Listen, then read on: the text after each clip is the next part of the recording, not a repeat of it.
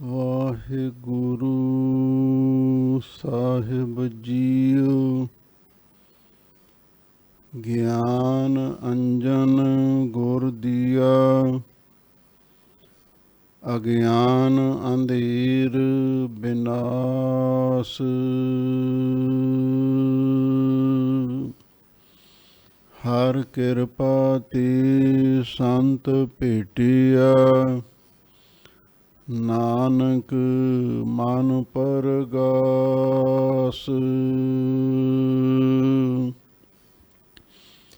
ਬੇਸ਼ੁਮਾਰ ਅਥਾਹ ਅਗਨਤ ਅਤੁਲੈ, ਜਿਉ ਬੁਲਾਵਹੁ ਤਿਉ ਨਾਨਕ ਦਾਸ ਬੋਲੇ। ਸਤਨਾਮ ਸ੍ਰੀ ਵਾਹਿਗੁਰੂ ਸਾਹਿਬ ਜੀਓ। ਸ਼ਲੋਕ ਮਹੱਲਾ ਤੀਜਾ। ਇੱਕ ਓੰਕਾਰ ਸਤਿਗੁਰ ਪ੍ਰਸਾਦ। ਅਭਿਆਗਤ ਇਹ ਨਾ ਆਖੀਐ, ਜਿਨ ਕੈ ਮਨ ਮਹਿ ਭਰਮ। ਤਿਨ ਕੇ ਦਿੱਤੇ ਨਾਨਕਾ, ਤੇਹੋ ਜੇਹਾ ਧਰਮ। ਅਭੈ ਨਿਰੰਜਨ ਪਰਮ ਪਦ, ਤਾਕਾ ਭੀਖਕ ਹੋਏ। ਤਿਸ ਕਾ ਭੋਜਨ ਨਾਨਕਾ, ਵਿਰਲਾ ਪਾਏ ਕੋਏ। ਸ਼ਲੋਕ ਮਹੱਲਾ ਤੀਜਾ। ਇੱਕ ਓੰਕਾਰ ਸਤਿਗੁਰ ਪ੍ਰਸਾਦ। ਅਭਿਆਗਤ ਇਹ ਨਾ ਆਖੀਐ, ਜਿਨ ਕੈ ਮਨ ਮਹਿ ਭਰਮ। ਵਾਹਿਗੁਰੂ ਜੀ ਕਾ ਖਾਲਸਾ, ਵਾਹਿਗੁਰੂ ਜੀ ਕੀ ਫਤਿਹ। ਪਰਮ ਸਨਮਾਨਯੋਗ ਗੁਰੂ ਖਾਲਸਾ ਸਤ ਸੰਗਤ ਜੀਓ, ਆਪ ਸੰਗਤਾਂ ਵਡਭਾਗੀ ਹੋ। ਸਤਿਗੁਰੂ ਦੀ ਪਾਵਨ ਅੰਮ੍ਰਿਤ ਰੂਪ ਬਾਣੀ ਦੀ ਲੜੀਵਾਰ ਕਥਾ ਵਿਚਾਰ ਸਰਵਣ ਕਰ ਰਹੇ ਹੋ। ਵਾਰਾਂ ਤੋਂ ਵਧੇਕ ਜੋ ਸ਼ਲੋਕ ਬਚ ਗਏ ਸਨ, ਉਹਨਾਂ ਨੂੰ ਗੁਰੂ ਅਰਜਨ ਦੇਵ ਮਹਾਰਾਜ ਸੱਚੇ ਪਾਤਸ਼ਾਹ ਨੇ ਸਵਈਆਂ ਤੋਂ ਬਾਅਦ ਇੱਕ ਥਾਂ ਤੇ ਇਕੱਠੇ ਲਿਖਵਾਇਆ ਹੈ। ਮਹੱਲੇ ਪਹਿਲੇ ਦੇ 33 ਸ਼ਲੋਕਾਂ ਦੀ ਕਥਾ ਆਪ ਸੰਗਤਾਂ ਨੇ ਸਰਵਣ ਕੀਤੀ ਹੈ। ਹੁਣ ਤੀਜੇ ਪਾਤਸ਼ਾਹ ਭੱਲੇ ਅਮਰਦਾਸ ਗੁਣ ਤੇਰੇ, ਤੇਰੀ ਉਪਮਾ ਤੋਹੇ ਬਣ ਆਵੈ। ਧੰਨ ਧੰਨ ਸ਼੍ਰੀ ਗੁਰੂ ਅਮਰਦਾਸ ਮਹਾਰਾਜ ਦੇ ਪਾਵਨ ਸ਼ਲੋਕਾਂ ਦੀ ਕਥਾ ਪ੍ਰਾਰੰਭ ਹੋ ਰਹੀ ਹੈ। ਸ਼ਲੋਕ ਮਹੱਲਾ ਤੀਜਾ। ਹੁਣ ਇਹ ਸ਼ਲੋਕ ਤੀਜੇ ਪਾਤਸ਼ਾਹ ਗੁਰੂ ਅਮਰਦਾਸ ਮਹਾਰਾਜ ਦੇ ਹਨ। ਇੱਕ ਓੰਕਾਰ ਸਤਿਗੁਰ ਪ੍ਰਸਾਦ। ਆਰੰਭ ਦੇ ਵਿੱਚ ਵਸਤੂ ਨਿਰਦੇਸ਼ ਰੂਪ ਮੰਗਲ ਹੈ। ਉਹ ਅਕਾਲ ਪੁਰਖ ਵਾਹਿਗੁਰੂ ਪਰਮੇਸ਼ਰ ਇੱਕ ਅਦਵੈਤ ਸਰੂਪ ਹੈ। ਓੰਕਾਰ ਸਾਰਿਆਂ ਦਾ ਪ੍ਰਕਾਸ਼ਕ, ਸਤ ਨਾਸ ਤੋਂ ਰਹਿਤ, ਗੁਰ ਪ੍ਰਸਾਦ ਗੁਰੂ ਦੀ ਕਿਰਪਾ ਨਾਲ ਪ੍ਰਾਪਤ ਹੁੰਦਾ ਹੈ। ਇਹਨਾਂ ਵਿੱਚੋਂ ਕੁਝ ਸ਼ਲੋਕ ਵਾਰਾਂ ਦੇ ਵਿੱਚ ਆਏ ਵੀ ਹਨ, ਪਰ ਕਈ ਸ਼ਲੋਕਾਂ ਦਾ ਕੁਝ ਅੱਖਰਾਂ ਤੇ ਲਗ ਮਾਤਰਾਂ ਦਾ ਅੰਤਰ ਵੀ ਹੈ। ਹੁਣ ਇਹ ਜਿਹੜੇ ਪਹਿਲੇ 2 ਸ਼ਲੋਕ ਨੇ, ਇਹਨਾਂ ਦਾ ਸੰਬੰਧ ਉਸ ਘਟਨਾ ਦੇ ਨਾਲ ਹੈ। ਗੁਰੂ ਅਮਰਦਾਸ ਮਹਾਰਾਜ ਸੱਚੇ ਪਾਤਸ਼ਾਹ ਗੋਇੰਦਵਾਲ ਸਾਹਿਬ ਦੇ ਵਿੱਚ ਵਿਰਾਜਮਾਨ ਸਨ। ਬਹੁਤ ਸਾਰੀਆਂ ਸਾਧੂ ਮੰਡਲੀਆਂ ਸਤਿਗੁਰੂ ਦੇ ਦਰਸ਼ਨ ਕਰਨ ਵਾਸਤੇ ਆਉਂਦੀਆਂ, ਬਚਨ ਵਿਲਾਸ ਵੀ ਹੁੰਦੇ, ਪ੍ਰਸ਼ਨੋਤਰੀ ਵਿਚਾਰਾਂ ਵੀ ਹੁੰਦੀਆਂ। ਫਿਰ ਉਹ ਪ੍ਰਸੰਨ ਹੋ ਕੇ ਆਪੋ ਆਪਣੇ ਵਾਪਸ ਡੇਰਿਆਂ ਨੂੰ, ਘਰਾਂ ਨੂੰ ਚਲੇ ਜਾਂਦੇ। ਹੁਣ ਕੋਈ ਅਭਿਆਗਤ ਆਇਆ ਹੈ, ਉਹਦੇ ਨਾਲ ਵੀ ਕੁਝ ਹੋਰ ਸਾਧੂ ਹੋਣਗੇ। ਜਦੋਂ ਸਤਿਗੁਰੂ ਦੇ ਕੋਲ ਉਹ ਆਏ, ਹਾਜ਼ੂਰ ਪੁੱਛਣ ਲੱਗੇ, ਭਾਈ ਤੁਸੀਂ ਕੌਣ ਹੋ? ਉਹ ਕਹਿੰਦੇ ਅਸੀਂ ਅਭਿਆਗਤ ਹਾਂ। ਅਭਿਆਗਤ ਦਾ ਅਰਥ ਹੈ ਜਿਹੜਾ ਆਪਣੀ ਇੱਛਾ ਦੇ ਅਨੁਸਾਰ ਵਿਚਰਨ ਵਾਲਾ ਸਾਧੂ ਹੋਵੇ, ਉਸ ਨੂੰ ਅਭਿਆਗਤ ਕਹਿੰਦੇ ਨੇ। ਜਿਸ ਦਾ ਕੋਈ ਪੱਕਾ ਟਿਕਾਣਾ ਨਾ ਹੋਵੇ, ਕੋਈ ਕਾਰੋਬਾਰ ਨਾ ਹੋਵੇ, ਸੁਤੇ ਸਿੱਧ ਵਿਚਰ ਰਿਹਾ ਹੈ।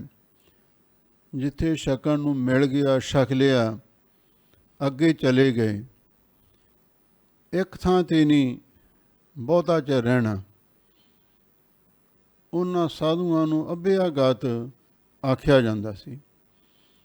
ਦੂਜਾ ਅਭਿਆਗਤ ਦਾ ਅਰਥ ਵਿਦਵਾਨਾਂ ਨੇ ਇਹ ਵੀ ਕੀਤਾ ਹੈ, ਜਿਵੇਂ ਕੋਈ ਪ੍ਰਾਹੁਣਾ ਕਿਸੇ ਦੇ ਘਰ ਆ ਕੇ ਠਹਿਰਦਾ ਹੈ, ਉਸ ਨੂੰ ਵੀ ਅਭਿਆਗਤ ਕਹਿੰਦੇ ਨੇ। ਉਹ ਸਾਧੂ, ਉਹ ਦਰਵੇਸ਼, ਉਹ ਮਹਾਤਮਾ ਜਿਹੜੇ ਸੰਸਾਰ ਦੇ ਵਿੱਚ ਮਹਿਮਾਨ ਦੀ ਤਰ੍ਹਾਂ ਵਿਚਰਦੇ ਨੇ। ਉਹ ਕਿਸੇ ਨਾਲ ਝਗੜਾ ਨਹੀਂ ਕਰਦਾ, ਕਿਸੇ ਨਾਲ ਮੈਂ ਮੇਰੀ ਹੰਕਾਰ ਨਹੀਂ ਕਰਦਾ, ਬਸ ਆਪਣੀ ਮੌਜ ਵਿੱਚ ਵਿਚਰਦਾ। ਉਹਨੂੰ ਵੀ ਅਭਿਆਗਤ ਕਹਿ ਦਿੰਦੇ ਹਨ। ਹੁਣ ਇਹ ਅਭਿਆਗਤ ਸਾਧੂਆਂ ਦੀ ਜਮਾਤ ਆਈ ਹੈ। ਹਾਜ਼ੂਰ ਨੇ ਇਹਨਾਂ ਨੂੰ ਆਖਿਆ, ਭਾਈ ਲੰਗਰ ਛਕੋ। ਕਹਿੰਦੇ ਨਹੀਂ, ਅਸੀਂ ਤਾਂ ਸਵੈੰ ਪਾਕੀ ਹਾਂ, ਅਸੀਂ ਆਪਣਾ ਭੋਜਨ ਤਿਆਰ ਕਰਕੇ ਛਕਾਂਗੇ। ਹਾਜ਼ੂਰ ਕਹਿਣ ਲੱਗੇ, ਭਾਈ ਇਹਨਾਂ ਨੂੰ ਰਸਤਾਂ ਬਸਤਾਂ ਦੇ ਦਿਓ। ਰਸਤਾਂ ਬਸਤਾਂ ਦੇ ਦਿੱਤੀਆਂ ਅਤੇ ਇਹਨਾਂ ਨੇ ਰੁੱਖਾ ਮਿੱਸਾ ਭੋਜਨ ਤਿਆਰ ਕੀਤਾ, ਛਕਣ ਲੱਗ ਗਏ। ਉੱਧਰ ਗੁਰੂ ਕੇ ਲੰਗਰ ਦੇ ਵਿੱਚ ਕਈ ਤਰ੍ਹਾਂ ਦੇ ਸੁੰਦਰ ਪਦਾਰਥ, ਪਕਵਾਨ ਬਣੇ ਹੋਏ ਸਨ।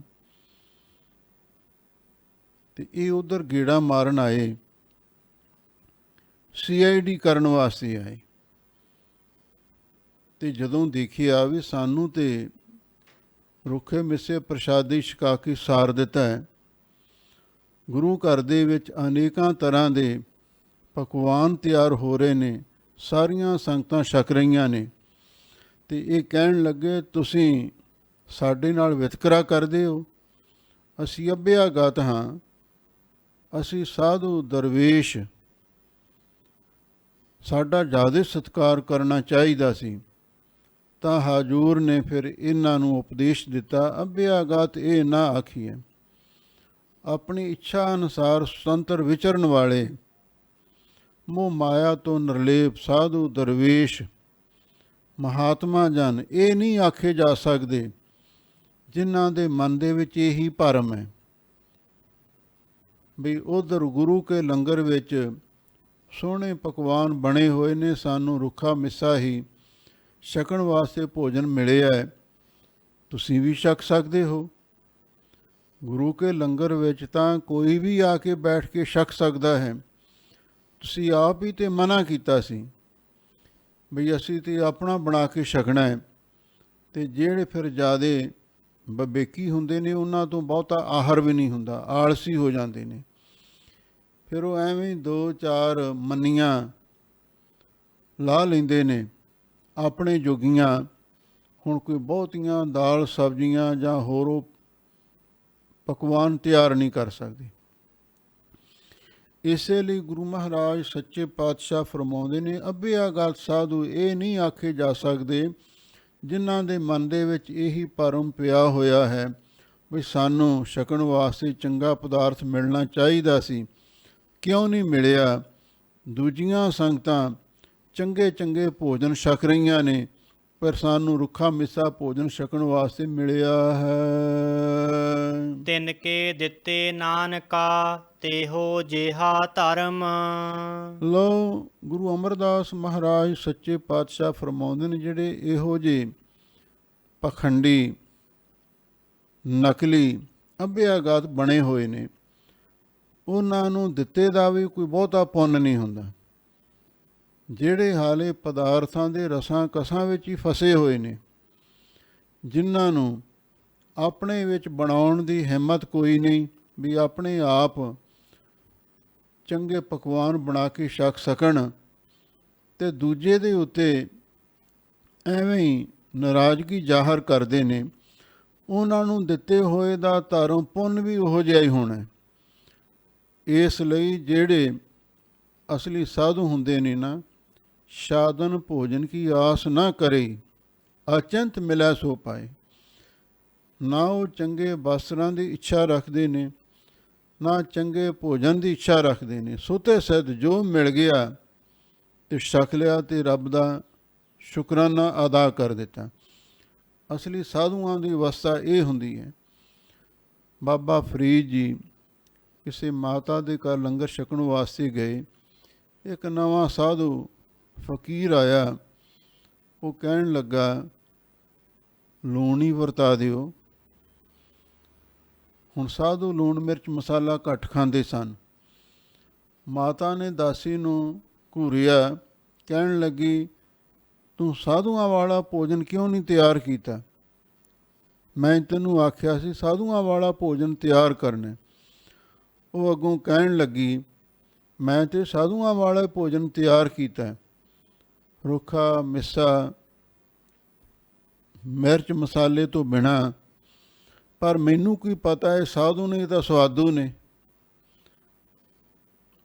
ਇੰਨੀ ਗੱਲ ਸੁਣ ਕੇ ਬਾਬਾ ਫਰੀਦ ਜੀ ਨੂੰ ਬੜੀ ਇਹ ਗੱਲ ਰੜਕੀ।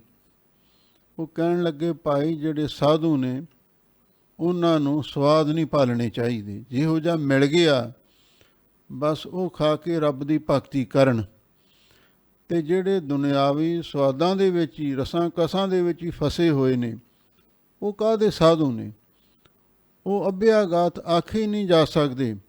ਜਿਨ੍ਹਾਂ ਦੇ ਮਨ ਦੇ ਵਿੱਚ ਭਰਮ ਭੁਲੇਖੇ ਪਏ ਹੋਏ ਨੇ, ਉਹਨਾਂ ਨੂੰ ਦਿੱਤੇ ਦਾ ਧਰਮ ਪੁੰਨ ਵੀ ਉਹੋ ਜਿਹਾ ਹੀ ਹੋਣਾ ਹੈ। ਭਾਵ ਕੋਈ ਸਾਨੂੰ ਬਹੁਤਾ ਉਸ ਦਾ ਫਲ ਨਹੀਂ ਪ੍ਰਾਪਤ ਹੋ ਸਕਦਾ ਵੀ ਅਸੀਂ ਅੱਗੇ ਪਰਲੋਕ ਦੇ ਵਿੱਚ ਜਾ ਕੇ ਕੋਈ ਸੁੱਖ ਪ੍ਰਾਪਤ ਕਰ ਸਕੀਏ। ਅਭੈ ਨਿਰੰਜਨ ਪਰਮ ਪਦ ਤਾਕਾ ਭੀਖਕ ਹੋਏ। ਲੋ, ਜਿਹੜਾ ਅਸਲੀ ਅੱਭਿਆਗਤ ਸਾਧੂ ਹੈ, ਅਭੈ ਭੈ ਤੋਂ ਰਹਿਤ, ਨਿਰੰਜਨ ਸ਼ੁੱਧ ਸਰੂਪ, ਅਕਾਲ ਪੁਰਖ ਹੈ, ਜੋ ਉਸ ਦੀ ਪਰਮ ਪਦਵੀ ਹੈ, ਵੱਡੇ ਕੀਆਂ ਵਡਿਆਈਆਂ ਕਿਛ ਕਹਿਣ ਨਾ ਜਾਏ।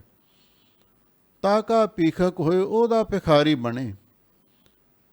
ਭਾਵ ਜਿਹੜਾ ਰੱਬ ਦੇ ਦਰ ਤੋਂ ਨਾਮ ਦਾ ਦਾਨ ਮੰਗੇ, ਕੀਰਤਨ ਭਗਤੀ ਦਾ ਦਾਨ ਮੰਗੇ, ਬ੍ਰਹਮ ਗਿਆਨ ਦਾ, ਤੁਰਿਆ ਅਵਸਥਾ ਦਾ, ਆਤਮਕ ਅਡੋਲ ਅਵਸਥਾ ਦਾ ਦਾਨ ਮੰਗੇ, ਉਹ ਅਸਲੀ ਅੱਭਿਆਗਤ ਸਾਧੂ ਹੋ ਸਕਦਾ ਹੈ।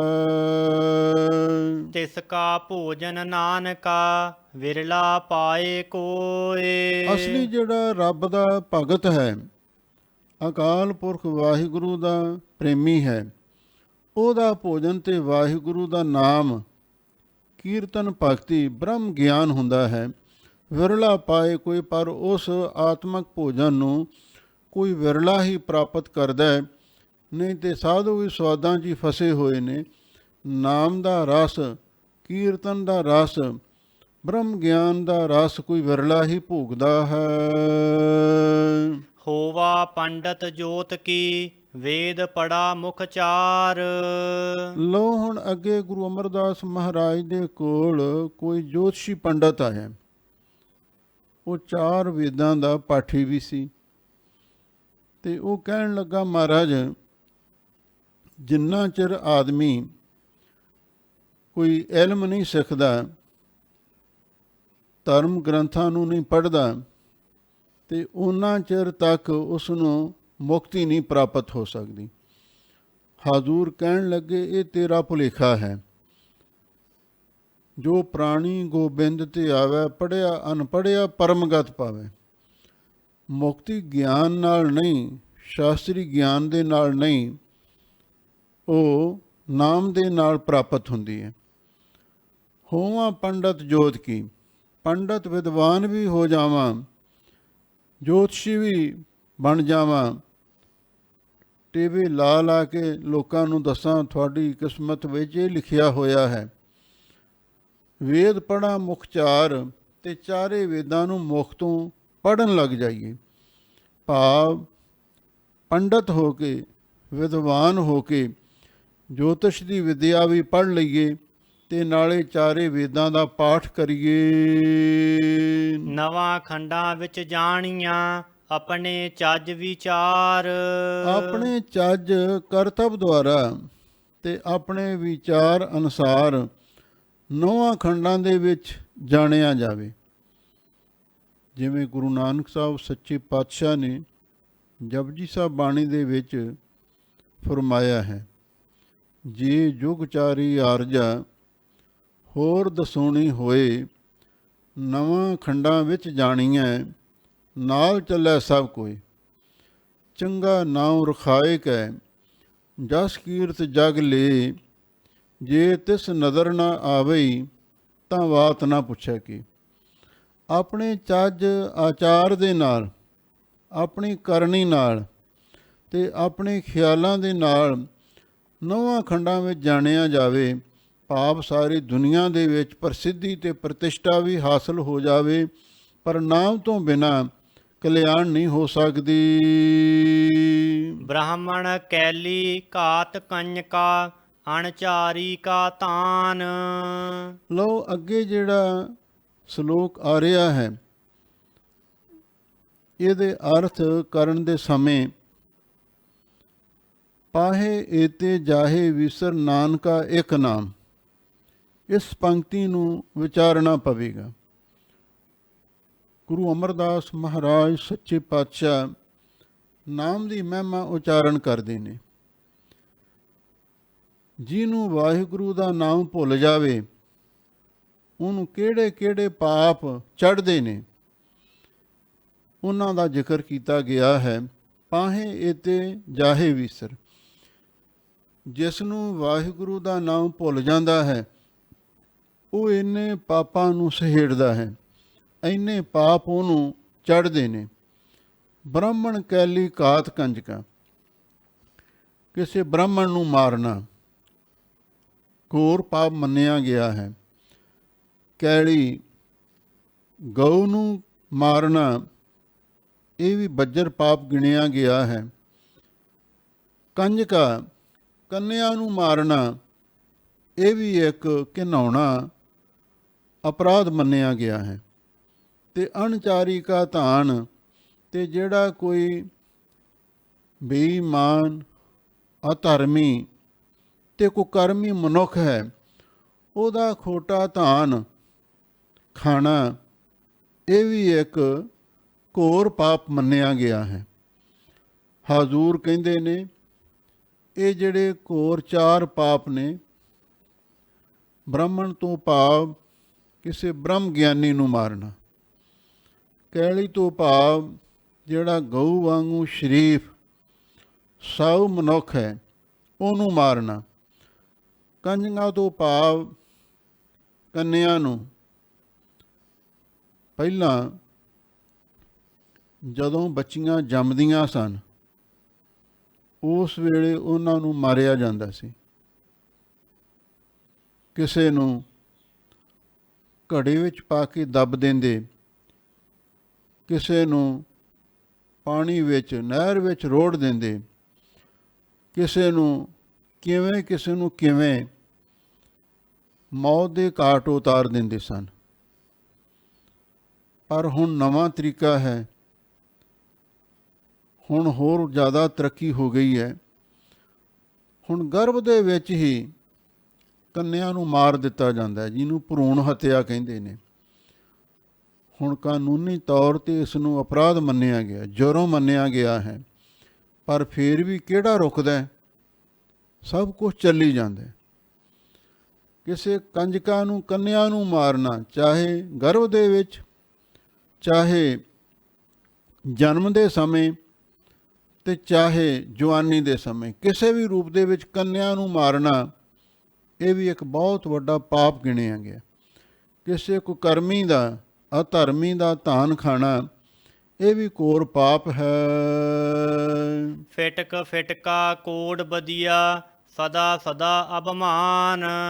ਫਿਰ ਜਿਸ ਮਨੁੱਖ ਨੂੰ ਫਿਟਕਾਰਾਂ ਹੀ ਫਿਟਕਾਰਾਂ ਮਿਲਦੀਆਂ ਹੋਣ, ਲਾਹਣਤਾਂ ਹੀ ਲਾਹਣਤਾਂ ਪੈਂਦੀਆਂ ਹੋਣ, ਤੇ ਕੋੜ ਦਾ ਅਰਥ ਹੈ ਕੋੜ ਚਿੰਬੜਿਆ ਹੋਵੇ, ਅਥਵਾ ਕੋੜ ਦਾ ਅਰਥ ਕਰੋੜ ਵੀ ਕੀਤਾ। ਕਰੋੜਾਂ ਜਿਸ ਨੂੰ ਲਾਹਣਤਾਂ ਪੈਂਦੀਆਂ ਹੋਣ ਤੇ ਬਦੀਆਂ, ਕਰੋੜਾਂ ਬਦੀਆਂ ਭੈੜੇ ਕੰਮ ਕਰਦਾ ਹੋਵੇ, ਤੇ ਸਦਾ ਸਦਾ ਅਵਮਾਨ ਤੇ ਹਮੇਸ਼ਾ ਲਈ ਛੋਟੀ ਛੋਟੀ ਗੱਲ ਤੇ ਹੰਕਾਰ ਕਰੀ ਜਾਵੇ, ਇਹ ਸਾਰੀਆਂ ਗੱਲਾਂ ਪਾਪ ਦੇ ਵਿੱਚ ਹੀ ਗਿਣੀਆਂ ਜਾਂਦੀਆਂ ਹਨ। ਪਾਹੇ ਏਤੇ ਜਾਹੇ ਵੀਸਰ, ਨਾਨਕਾ ਇੱਕ ਨਾਮ। ਗੁਰੂ ਅਮਰਦਾਸ ਮਹਾਰਾਜ ਸੱਚੇ ਪਾਤਸ਼ਾਹ ਫਰਮਾਉਂਦੇ ਨੇ ਵੀ ਜਿਸ ਨੂੰ ਇੱਕ ਵਾਹਿਗੁਰੂ ਪਰਮੇਸ਼ਰ ਦਾ ਨਾਮ ਵਿਸਰ ਜਾਵੇ, ਪਾਹੇ ਏਤੇ, ਆ ਸਾਰੇ ਪਾਪ ਉਹ ਆਪਣੇ ਸਿਰ ਤੇ ਚੜਾ ਲੈਂਦੇ। ਇੰਨੇ ਪਾਪਾਂ ਨੂੰ ਉਹ ਸਿਰ ਤੇ ਚੜਾ ਲੈਂਦਾ ਹੈ ਜਿਹਨੂੰ ਵਾਹਿਗੁਰੂ ਦਾ ਨਾਮ ਭੁੱਲ ਜਾਵੇ। ਇਸ ਲਈ ਵਾਹਿਗੁਰੂ ਦੇ ਨਾਮ ਦੇ ਨਾਲ ਜੁੜਨਾ ਚਾਹੀਦਾ ਹੈ, ਤੇ ਵਾਹਿਗੁਰੂ ਦਾ ਨਾਮ ਸਾਰੇ ਪਾਪਾਂ ਨੂੰ, ਕਲੰਕਾਂ ਨੂੰ ਧੋ ਸਕਦਾ ਹੈ। ਕੌਣ ਕੋ ਕਲੰਕ ਰਹਿਓ ਰਾਮ ਨਾਮ ਲੇਤ ਹੀ, ਪਤਿਤ ਪਵਿੱਤ ਪਏ ਰਾਮ ਕਹਿਤ ਹੀ। ਪਰਮੇਸ਼ਰ ਦਾ ਨਾਮ ਜਪ ਕੇ ਸਾਰੇ ਪਾਪ ਕਲੰਕ ਦੂਰ ਹੋ ਜਾਂਦੇ ਨੇ। ਹਰ ਕੋ ਨਾਮ ਸਦਾ ਸੁਖਦਾਈ, ਜਾ ਕੋ ਸਿਮਰ ਅਜਾਮਲ ਉਧਰਿਓ, ਗਨਕਾ ਹੂੰਗਤ ਪਾਈ। ਜੇ ਨਾਮ ਪਾਪੀਆਂ ਦੇ ਪਾਪ ਧੋਂਦਾ ਹੈ, ਤੇ ਜੇ ਨਾਮ ਨਹੀਂ ਜਪਾਂਗੇ ਪਾਪ ਚੜ੍ਹ ਵੀ ਜਾਂਦੇ ਨੇ। ਹੁਣ ਇੱਥੇ ਗੁਰੂ ਮਹਾਰਾਜ ਸੱਚੇ ਪਾਤਸ਼ਾਹ ਨੇ ਇਹ ਗੱਲ ਸਮਝਾਈ ਹੈ, ਜਿਹਨੂੰ ਵਾਹਿਗੁਰੂ ਦਾ ਨਾਮ ਭੁੱਲ ਜਾਵੇ ਨਾ, ਆ ਪਿਛਲੇ ਜਿੰਨੇ ਪਾਪ ਨੇ ਉਹਨੂੰ ਪ੍ਰਾਪਤ ਹੁੰਦੇ ਨੇ, ਉਹਦੇ ਸਿਰ ਚੜ੍ਹਦੇ ਹਨ। ਸਭ ਬੁੱਧੀ ਜਾਲੀ ਹੈ, ਇੱਕ ਰਹਿ ਤਤ ਗਿਆਨ। ਉਹ ਹੋਰ ਸਾਰੀਆਂ ਬੁੱਧੀਆਂ ਅਕਲਾਂ ਸਾੜ ਦਿੱਤੀਆਂ ਜਾਂਦੀਆਂ ਨੇ, ਭਾਵ ਉਹਨਾਂ ਦਾ ਕੌਡੀ ਮੁੱਲ ਨਹੀਂ ਪੈਂਦਾ। ਇੱਕ ਰਹਿ ਤਤ ਗਿਆਨ, ਜਿਹੜਾ ਯਥਾਰਥ ਗਿਆਨ ਹੈ, ਵਾਸਤਵ ਗਿਆਨ ਹੈ, ਉਹੀ ਹਮੇਸ਼ਾ ਲਈ ਕਾਇਮ ਰਹਿੰਦਾ। ਯਥਾਰਥ ਗਿਆਨ ਹੈ ਬ੍ਰਹਮ ਗਿਆਨ। ਬ੍ਰਹਮ ਗਿਆਨ ਹੀ ਯਥਾਰਥ ਗਿਆਨ ਹੈ, ਜੋ ਹਮੇਸ਼ਾ ਲਈ ਅਮਰ ਰਹਿੰਦਾ ਹੈ। ਬਾਕੀ ਜਿਹੜੀਆਂ ਸਿਆਣਪਾਂ ਨੇ, ਚਤਰਾਈਆਂ ਨੇ, ਬੁੱਧੀਆਂ ਨੇ, ਉਹ ਸਾਰੀਆਂ ਸੜ ਕੇ ਸੁਆਹ ਹੋ ਜਾਂਦੀਆਂ। ਮਾਥੈ ਜੋ ਤੁਰ ਲਿਖਿਆ, ਸੋ ਮੇਟ ਨਾ ਸਕੈ ਕੋਇ। ਲੋ ਹੁਣ ਅੱਗੇ ਗੁਰੂ ਅਮਰਦਾਸ ਮਹਾਰਾਜ ਸੱਚੇ ਪਾਤਸ਼ਾਹ ਇੱਕ ਸਿੱਖੀ ਦਾ ਸਿਧਾਂਤ ਹੈ, ਲੇਖ ਨਾ ਮਿਟੀ ਹੈ ਸਖੀ ਜੋ ਲਿਖਿਆ ਕਰਤਾਰ, ਉਹਦੇ ਬਾਰੇ ਚਾਨਣਾ ਪਾਉਂਦੇ ਨੇ। ਮਾਥਾ ਜੋ ਤੁਰ ਲਿਖਿਆ, ਸੋ ਮੇਟ ਨਾ ਸਕਿਆ ਕੋਈ। ਜੋ ਮੱਥੇ ਤੇ ਧੁਰ ਦਰਗਾਹ ਤੋਂ ਵਾਹਿਗੁਰੂ ਨੇ ਕਿਸੇ ਵੀ ਜੀਵ ਦੇ ਸਿਰ ਉੱਤੇ ਲੇਖ ਲਿਖ ਦਿੱਤਾ ਹੈ, ਉਹਨੂੰ ਕੋਈ ਮੇਟ ਨਹੀਂ ਸਕਦਾ। ਭਾਵ ਕਰੀ ਲੋਹ ਕਰਮੰਗ ਲਿਖਿਓ ਲੇਖ ਮਾਥੈ, ਸਭੀ ਜ਼ੇਰ ਕੀਨੇ ਬਲੀ ਕਾਲ ਨਥ ਹੈ। ਲੋਹੇ ਦੀ ਕਲਮ ਦੇ ਨਾਲ, ਫੁਲਾਦੀ ਕਲਮ ਦੇ ਨਾਲ ਵਾਹਿਗੁਰੂ ਨੇ ਸਾਰੇ ਜੀਵਾਂ ਦੇ ਮੱਥੇ ਤੇ ਲੇਖ ਲਿਖੇ ਹੋਏ ਨੇ, ਜਿਹੜੇ ਕਦੀ ਮਿਟ ਨਹੀਂ ਸਕਦੇ। ਨਾਨਕ ਜੋ ਲਿਖਿਆ ਸੋ ਵਰਤਦਾ, ਸੋ ਬੂਝੈ ਜਿਸਨੂੰ ਨਦਰ ਹੋਏ। ਲੋ ਜੋ ਵਾਹਿਗੁਰੂ ਨੇ ਕਿਸੇ ਦੇ ਮੱਥੇ ਤੇ ਲੇਖ ਲਿਖਿਆ ਹੈ, ਤੇ ਉਹੀ ਸਾਡੇ ਜੀਵਨ ਦੇ ਵਿੱਚ ਵਰਤਦਾ ਹੈ। ਜੋ ਸਾਡੇ ਜੀਵਨ ਦੇ ਵਿੱਚ ਦੁੱਖ ਸੁੱਖ, ਖੁਸ਼ੀ ਗਮੀ, ਜਸ ਅਪਜਸ, ਉਤਰਾ ਚੜਾ ਦੇਖਣ ਨੂੰ ਮਿਲਦੇ ਨੇ, ਉਹ ਸਾਡੇ ਆਪਣੇ ਕੀਤੇ ਕਰਮਾਂ ਦਾ ਫਲ ਹੀ ਹੁੰਦਾ। ਸੋ ਬੂਝਾ ਜਿਸਨੂੰ ਨਦਰ ਹੋਏ। ਪਰ ਇਸ ਰਾਜ਼ ਨੂੰ, ਇਸ ਭੇਤ ਨੂੰ ਉਹ ਸਮਝਦਾ ਹੈ ਜਿਸ ਉੱਤੇ ਵਾਹਿਗੁਰੂ ਦੀ ਕਿਰਪਾ ਦ੍ਰਿਸ਼ਟੀ ਹੋਵੇ, ਉਹੀ ਇਸ ਭੇਤ ਨੂੰ ਸਮਝ ਸਕਦਾ ਹੈ। ਜਿਨੀ ਨਾਮ ਵਿਸਾਰਿਆ ਕੂੜੈ ਲਾਲਚ ਲੱਗ। ਲੋਕ ਗਰੀਬ ਨਵਾਜ਼ ਸਤਿਗੁਰੂ ਜੀ ਹੁਣ ਜਿਹੜੇ ਪ੍ਰਮਾਦੀ ਜੀਵ ਨੇ, ਉਹਨਾਂ ਦੀ ਹਾਲਤ ਬਿਆਨ ਕਰਦੇ ਹਨ ਵੀ ਝੂਠੇ ਲਾਲਚ ਦੇ ਵਿੱਚ ਲੱਗ ਕੇ। ਝੂਠਾ ਲਾਲਚ ਕਿਹੜਾ ਹੈ? ਦੁਨੀਆ ਝੂਠੀ ਹੈ। ਇਸ ਝੂਠੀ ਦੁਨੀਆ ਦੇ ਵਿੱਚ ਮਾਇਆ, ਧਨ ਦੌਲਤ ਪ੍ਰਾਪਤ ਕਰਨ ਵਾਸਤੇ ਆਦਮੀ ਝੂਠ ਬੋਲਦਾ ਹੈ। ਝੂਠੇ ਲਾਲਚ ਦੇ ਵਿੱਚ ਲੱਗ ਕੇ ਜਿਨੀ ਨਾਮ ਵਿਸਾਰਿਆ, ਵੀ ਜਿਨ੍ਹਾਂ ਨੇ ਉਸ ਵਾਹਿਗੁਰੂ ਦੇ ਨਾਮ ਨੂੰ ਵਿਸਾਰ ਦਿੱਤਾ ਹੈ। ਧੰਦਾ ਮਾਇਆ ਮੋਹਣੀ ਅੰਤਰ ਤਿਸਨਾ ਅੱਗ। ਤੇ ਫਿਰ ਜਿਹੜੀ ਮੋਹਣੀ ਮਾਇਆ ਦੇ ਧੰਦੇ ਦੇ ਵਿੱਚ ਖਚਤ ਹੋ ਗਿਆ ਹੈ, ਉਹਦੇ ਅੰਦਰ ਤ੍ਰਿਸ਼ਨਾ ਦੀ ਅੱਗ ਬਲਦੀ ਰਹਿੰਦੀ ਹੈ। ਹਮੇਸ਼ਾ ਲਈ ਉਹਦਾ ਮਨ ਅੰਦਰੋਂ ਸੜਦਾ ਰਹਿੰਦਾ ਹੈ। ਜਿਹਨੇ ਵਾਹਿਗੁਰੂ ਦੇ ਨਾਮ ਨੂੰ ਵਿਸਾਰ ਦਿੱਤਾ ਹੈ। ਮਾਇਆ ਮਮਤਾ ਮੋਹਣੀ ਜਿਨ ਵਿਣ ਦੰਤਾਂ ਜਗ ਖਾਇਆ। ਮਨ ਮੋਹ ਖਾਧੇ ਗੁਰਮੁਖ ਉਬਰੇ ਜਿਨ ਸੱਚ ਨਾਮ ਚਿਤ ਲਾਇਆ। ਇਸ ਮੋਹਣੀ ਮਾਇਆ ਦੇ ਧੰਦਿਆਂ ਦੇ ਵਿੱਚ, ਜੰਜਾਲਾਂ ਦੇ ਵਿੱਚ ਫਸ ਗਿਆ। ਉਹਨੂੰ ਕਦੇ ਵੀ ਆਤਮਿਕ ਸ਼ਾਂਤੀ ਨਹੀਂ ਮਿਲ ਸਕਦੀ, ਕਦੇ ਉਸ ਦੇ ਮਨ ਨੂੰ ਠੰਡ ਨਹੀਂ ਪ੍ਰਾਪਤ ਹੋ ਸਕਦੀ। ਜਿੰਨਾ ਵੇਲ ਨਾ ਤੂੰ ਬੜੀ ਮਾਇਆ ਠੱਗੇ ਠੱਗ। ਗਰੀਬ ਨਵਾਜ਼ ਸਤਿਗੁਰੂ ਜੀ ਫਰਮਾਉਂਦੇ ਨੇ, ਜਿਨ੍ਹਾਂ ਦੇ ਨਾ ਕੋਈ ਵੇਲ ਹੁੰਦੀ ਹੈ ਤੇ ਨਾ ਹੀ ਕੋਈ ਤੂੰਬੜੀ, ਕੋਈ ਉਸ ਨੂੰ ਤੋਰੀ ਤੂੰਬੀ ਲੱਗੀ ਹੁੰਦੀ ਹੈ ਵੇਲ ਨੂੰ। ਮਾਇਆ ਠੱਗੇ ਠੱਗ। ਇਹ ਮਾਇਆ ਰੂਪੀ ਠੱਗ ਉਹਨਾਂ ਨੂੰ ਵੀ ਠੱਗ ਲੈਂਦੇ। ਇਹ ਇੱਕ ਮੁਹਾਵਰਾ ਵਰਤਿਆ ਗਿਆ, ਜਿੰਨਾ ਵੇਲ ਨਾ ਤੂੰਬੜੀ। ਇਹਦਾ ਅੰਤਰੀ ਭਾਵ ਇਹ ਹੈ ਕਿ ਇਹੋ ਜਿਹੇ ਵੀ ਦੁਨੀਆ ਵਿੱਚ ਲੋਕ ਹੁੰਦੇ ਨੇ, ਵੇਲ ਤੋਂ ਭਾਵ ਇਸਤਰੀ, ਭਾਵ ਜਿਨ੍ਹਾਂ ਦੇ ਆਪਣਾ ਕੋਈ ਪਰਿਵਾਰ ਨਹੀਂ ਹੁੰਦਾ, ਵਿਆਹ ਨਹੀਂ ਕਰਵਾਇਆ ਹੁੰਦਾ, ਤੇ ਨਾ ਹੀ ਤੂੰਬੜੀ ਕੋਈ ਉਹਨਾਂ ਦੇ ਬਾਲ ਬੱਚਾ ਹੁੰਦਾ। ਨਾ ਘਰਵਾਲੀ ਹੈ ਤੇ ਨਾ ਹੀ ਕੋਈ ਬਾਲ ਬੱਚਾ ਹੈ। ਮਾਇਆ ਠੱਗੇ ਠੱਗ। ਉਹ ਵੀ ਠੱਗ ਮਾਇਆ ਨੂੰ ਠੱਗਦੇ ਫਿਰਦੇ ਨੇ। ਹਾਂ, ਜਿਹੜੇ ਗ੍ਰਸਤੀ ਨੇ ਉਹਨਾਂ ਦੇ ਮਨ ਦੇ ਵਿੱਚ ਮਾਇਆ ਦਾ ਲਾਲਚ ਹੁੰਦਾ ਹੈ, ਕਿਉਂਕਿ ਗ੍ਰਸਤ ਜੀਵਨ ਮਾਇਆ ਤੋਂ ਬਿਨਾਂ ਚੱਲਦਾ ਨਹੀਂ। ਪਰ ਜਿਨ੍ਹਾਂ ਦੇ ਨਾ ਰੰਨ ਨਾ ਕੰਨ, ਜਿਹੜੇ ਇਹੋ ਜਿਹੇ ਬੰਦੇ ਨੇ, ਉਹ ਵੀ ਮਾਇਆ ਦਾ ਲਾਲਚ ਕਰਦੇ ਨੇ। ਭਾਈ ਸਾਹਿਬ ਭਾਈ ਸੰਤੋਖ ਸਿੰਘ ਜੀ ਨੇ ਇੱਕ ਬਚਨ ਲਿਖਿਆ ਹੈ, ਨਾਮ ਅਤੀਤ ਕਹਾਏ ਬੈਰਾਗੀ, ਗ੍ਰਸਤੀ ਤੇ ਵੱਧ ਮਨ ਦਉ ਲਾਗੀ। ਨਾਮ ਤੇ ਆਪਣਾ ਅਤੀਤ ਬਰਕਤ ਤਿਆਗੀ ਰਖਵਾ ਤੇ ਗ੍ਰਸਤੀਆਂ ਨਾਲੋਂ ਮਨ ਨੂੰ ਤ੍ਰਿਸ਼ਨਾ ਦੀ ਡੌਂ ਅਗਨੀ ਵੱਧ ਲੱਗੀ ਹੋਈ ਹੈ। ਜਿੰਨੇ ਸਾਧਾਂ ਕੋਲੇ ਧਨ ਦੇ ਗੱਫੇ ਨੇ, ਗ੍ਰਸਤੀਆਂ ਕੋਲ ਉਹਨੇ ਨਹੀਂ ਹੈਗੇ। ਇਸੇ ਲਈ ਗਰੀਬ ਨਵਾਜ਼ ਸਤਿਗੁਰੂ ਜੀ ਫਰਮਾਉਂਦੇ ਨੇ ਵੀ ਜਿਨ੍ਹਾਂ ਦੇ ਕੋਲ ਨਾ ਵੇਲ ਇਸਤਰੀ ਹੈ, ਨਾ ਕੋਈ ਬਾਲ ਬੱਚਾ ਹੈ, ਕੋਈ ਤੂੰਬੀ ਵੀ ਨਹੀਂ ਹੈ, ਤੇ ਉਹ ਵੀ ਠੱਗ ਮਾਇਆ ਨੂੰ ਠੱਗਦੇ ਫਿਰਦੇ ਨੇ। ਦੂਸਰਾ ਅੰਤਰੀ ਭਾਵ ਇਹ ਵੀ ਮਹਾਂਪੁਰਖ ਅਰਥ ਕਰਦੇ ਸਨ, ਜਿਨ੍ਹਾਂ ਵੇਲ ਨਾ ਤੂੰਬੜੀ, ਜਿਨ੍ਹਾਂ ਦੇ ਅੰਦਰ ਭਗਤੀ ਰੂਪੀ ਵੇਲ ਨਹੀਂ ਪੈਦਾ ਹੋਈ ਤੇ ਨਾ ਹੀ ਕੋਈ ਉਸ ਨੂੰ ਤੂੰਬੜੀ ਗਿਆਨ ਦਾ ਫਲ ਲੱਗਿਆ ਹੋਇਆ। ਮਾਇਆ ਠੱਗੇ ਠੱਗ। ਜਿਹੜੇ ਇਹੋ ਜਿਹੇ ਪਖੰਡੀ ਲੋਕ ਨੇ ਤੇ ਉਹਨਾਂ ਨੂੰ ਮਾਇਆ ਰੂਪੀ ਠੱਗ ਨੇ ਠੱਗ ਲਿਆ ਤੇ ਮਾਇਆ ਉਹਨਾਂ ਨੂੰ ਬਰਬਾਦ ਕਰ ਦਿੰਦੀ ਹੈ।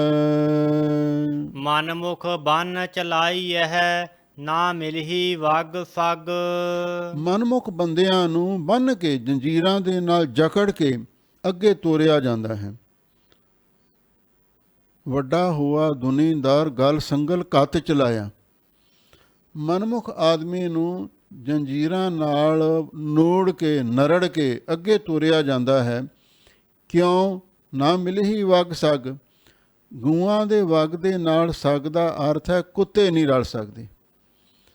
ਜਿਵੇਂ ਗਊਆਂ ਦਾ ਵਗ ਇਕੱਠਾ ਹੋ ਕੇ ਚਰਨ ਵਾਸਤੇ ਜਾਂਦਾ ਹੈ ਨਾ, ਕੁੱਤੇ ਨਹੀਂ ਇਸ ਤਰ੍ਹਾਂ ਜਾ ਸਕਦੇ, ਉਹ ਵਗ ਦੇ ਨਾਲ ਨਹੀਂ ਰਲ ਸਕਦੇ ਕੁੱਤੇ।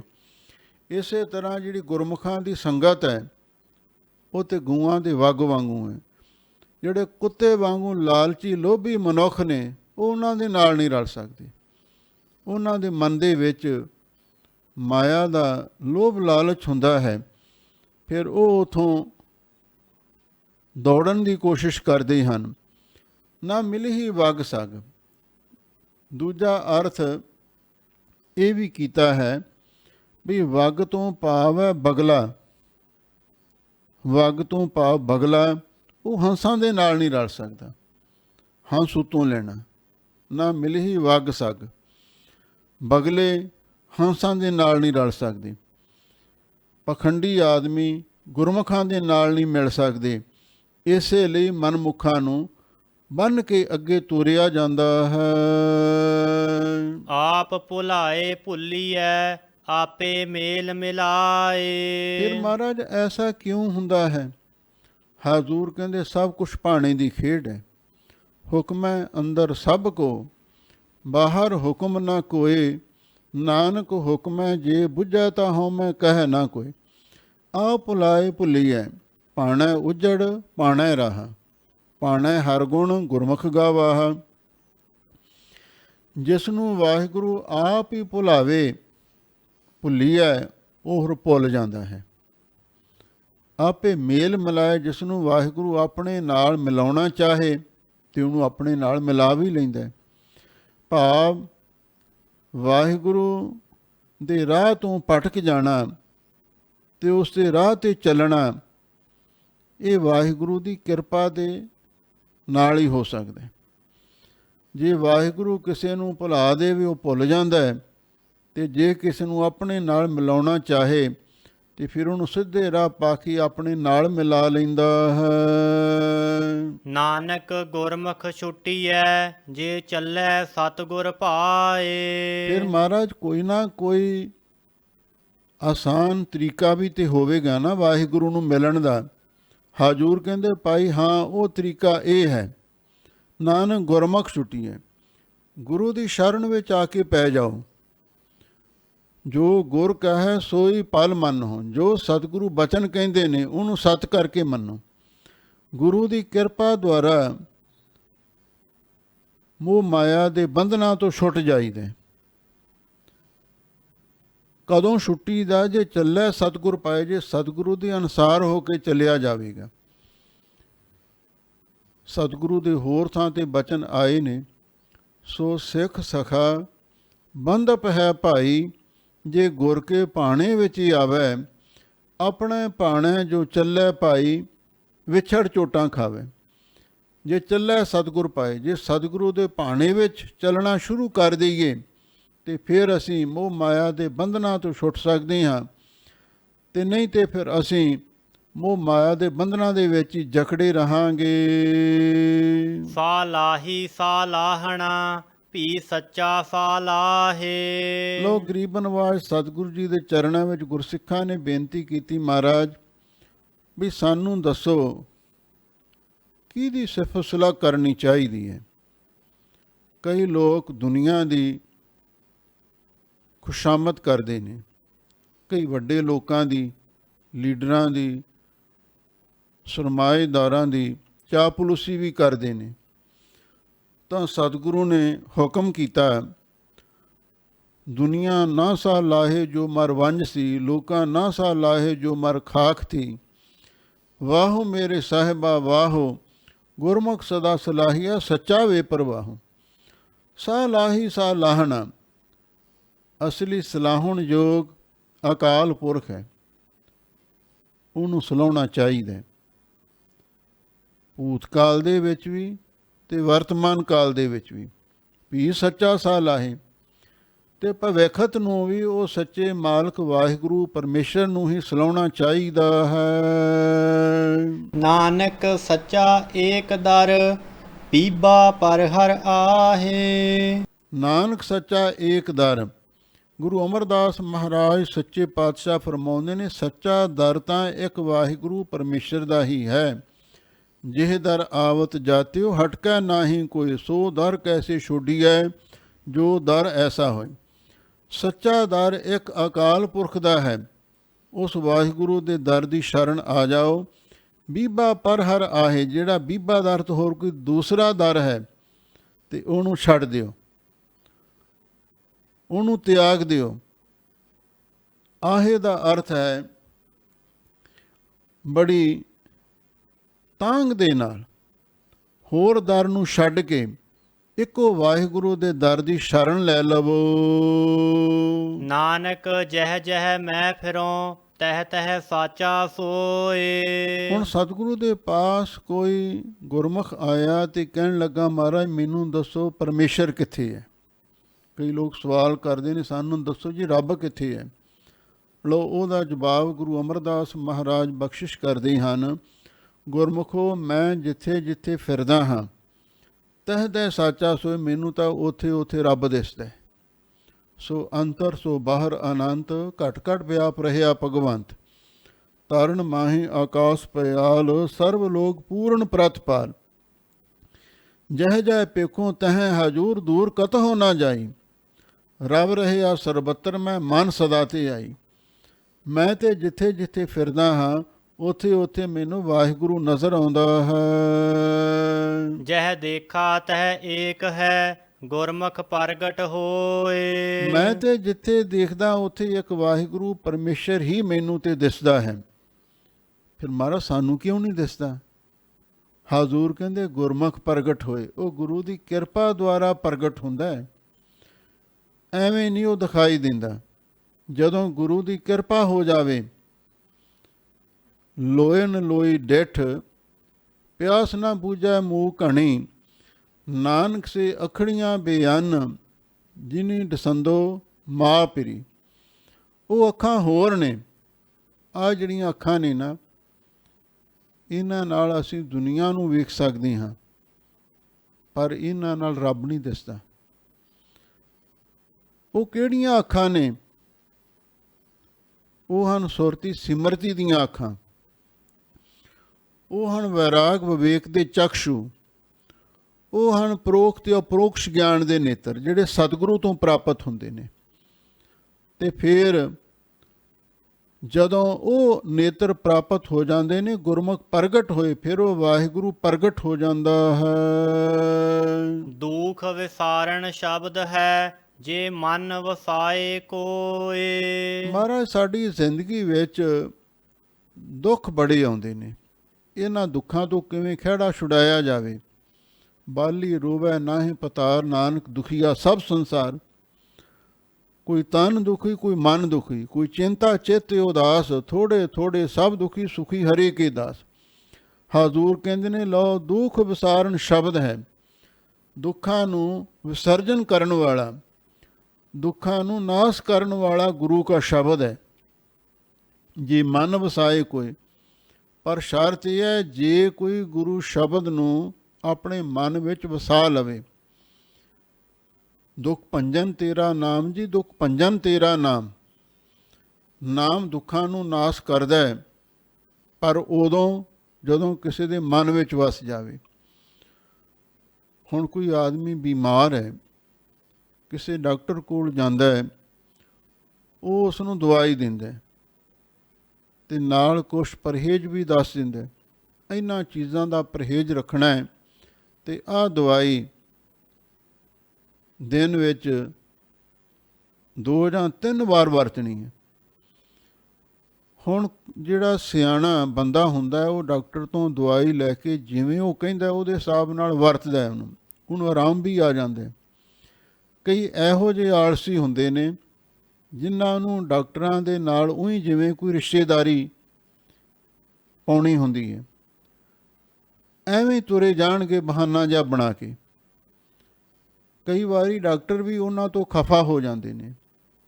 ਬਿਮਾਰੀ ਕੋਈ ਹੁੰਦੀ ਨਹੀਂ, ਬਸ ਵਹਿਮਾਂ ਭਰਮਾਂ ਦੇ ਵਿੱਚ ਆਪ ਪੈ ਕੇ ਤੇ ਡਾਕਟਰਾਂ ਨੂੰ ਵੀ ਹੈਰਾਨ ਕਰੀ ਜਾਂਦੇ ਨੇ।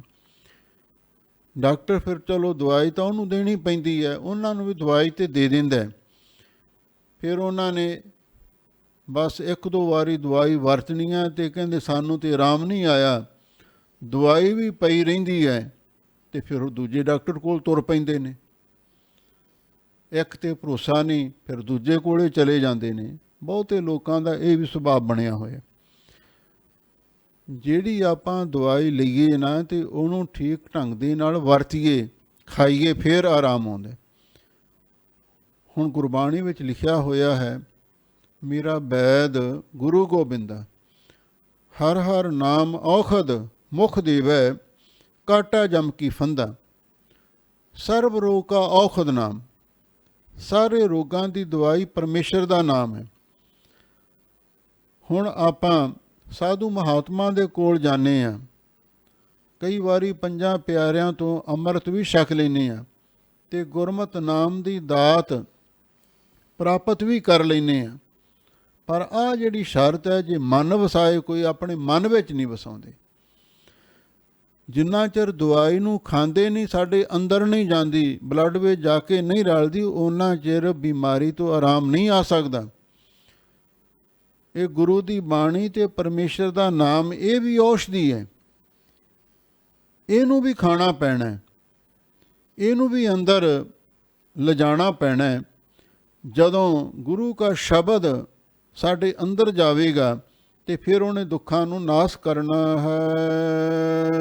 ਗੁਰ ਕਿਰਪਾ ਤੇ ਮਨ ਵਸੈ, ਕਰਮ ਪ੍ਰਾਪਤ ਹੋਏ। ਫਿਰ ਮਹਾਰਾਜ ਸਾਨੂੰ ਕਿਰਪਾ ਕਰਕੇ ਇਹ ਵੀ ਦੱਸੋ, ਗੁਰੂ ਕਾ ਸ਼ਬਦ ਮਨ ਦੇ ਵਿੱਚ ਕਿਵੇਂ ਵਸ ਸਕਦਾ ਹੈ। ਹਜ਼ੂਰ ਕਹਿੰਦੇ ਗੁਰੂ ਦੀ ਕਿਰਪਾ ਦੇ ਨਾਲ। ਗੁਰੂ ਦੀ ਕਿਰਪਾ ਦੇ ਪਾਤਰ ਬਣੋ। ਗੁਰੂ ਦੀ ਕਿਰਪਾ ਦੇ ਪਾਤਰ ਬਣਨ ਦੇ ਵਾਸਤੇ ਗੁਰੂ ਦੀ ਆਗਿਆ ਮੰਨਣੀ ਪੈਣੀ ਹੈ। ਜੇ ਚੱਲੈ ਸਤਿਗੁਰ ਪਾਏ, ਸਤਿਗੁਰੂ ਦੇ ਅਨੁਸਾਰ ਹੋ ਕੇ ਚੱਲਣਾ ਪੈਣਾ, ਤੇ ਫੇਰ ਹੀ ਗੁਰੂ ਦੀ ਕਿਰਪਾ ਹੋਵੇਗੀ। ਗੁਰੂ ਦੀ ਕਿਰਪਾ ਦੇ ਨਾਲ ਹੀ ਉਹ ਗੁਰੂ ਸ਼ਬਦ, ਗੁਰੂ ਦਾ ਨਾਮ, ਗੁਰੂ ਦੀ ਬਾਣੀ ਅੰਦਰ ਮਨ ਦੀ ਵਸਦੀ ਹੈ। ਕਰਮ ਪ੍ਰਾਪਤ ਹੋਏ ਤੇ ਭਾਗਾਂ ਦੇ ਨਾਲ ਹੀ ਪੂਰਾ ਗੁਰੂ ਲੱਭਦਾ ਹੈ।